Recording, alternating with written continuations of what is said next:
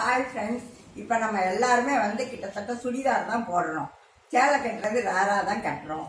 சேலை கட்டிட்டு போகும்போது என்ன பண்ணுறோம், ஒன் சைடாக உட்காந்து பைக்கில் போகும்போது பின்னாடி பின் சீட்டில் இருக்கவங்க ஒரு சைடு காலை தொங்க போட்டு போகிறோம். ஆனால் சுடிதார் போட்டிருக்கும் போது நம்மளுடைய வசதிக்காக என்ன பண்ணுறோம், முந்திலாம் ஜென்ஸ் தான் ரெண்டு பக்கம் பேண்ட் போட்டிருக்கனால காலை இப்படி தூக்கி போட்டு உட்காருவாங்க.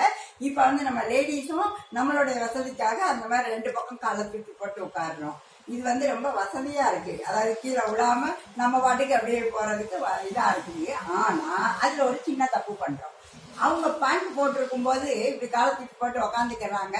பின்னாடி இருக்கிற பார்க் லைட்டு, பைக்ல பின்னு பக்கத்துல ஒரு சிவப்பு லைட்டு கொடுத்துருப்பான். அப்புறம் ரெண்டு பக்கமும் எந்த பக்கம் திரும்ப போறாங்கிறதுக்கு வேற ஒரு சிக்னல் லைட் ரெண்டு பக்கம் இருக்கும். இது எல்லாமே பேண்ட் போட்டிருக்கும் போது மறைக்காது. ஏன்னா அந்த சட்டை அவங்க இன் பண்ணியிருப்பாங்க, இல்லைன்னா ஒன்று போல போட்டிருப்பாங்க, அது மறைக்காது. நம்ம சுடிதார் அப்படி இல்லை. நம்ம முழங்காலுக்கு கீழே வரைக்கும் சுடிதார் போட்டிருக்கோம். இந்த காலை தூக்கி போட்டு உட்காரும் போது என்ன பண்றோம், அந்த சுடிதாரோட பின் பகுதி இருக்கும் பார்த்தீங்களா, டாப்ல இருக்க பின் பகுதி முழுசும் இந்த பார்க் லைட்டு, சிக்னல் லைட்டு இதெல்லாம் நல்லா சுத்தமா மறைச்சிடணும்.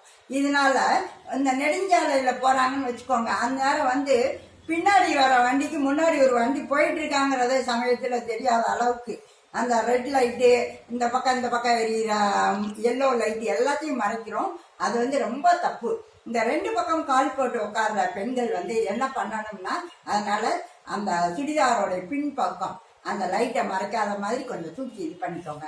இன்னொன்று என்னன்னா, அந்த பின்னாடி அவ்வளவு தொங்கிக்கிட்டு இருக்கனால அந்த பின் வீல்ல மழை நேரங்கள்ல சகதி அடிக்கும் பாருங்க, அதெல்லாம் சுடிதாரில் பட்டு ரொம்ப அசிங்கமாகும்.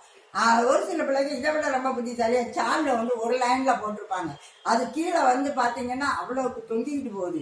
சமயத்துல அது போய் சக்கரத்துல மாட்டிக்கிடுச்சுன்னா நம்ம கழுத்தை பிடிச்சி விட்டு தொப்புன்னு இதாகி ஸ்பாட்லேயே அவுட் ஆகிறது கூட சான்சஸ் ஆகிடும். அதனால கொஞ்சம் அந்த சாலையெல்லாம் மடிச்சு உள்ள வச்சுக்கோங்க.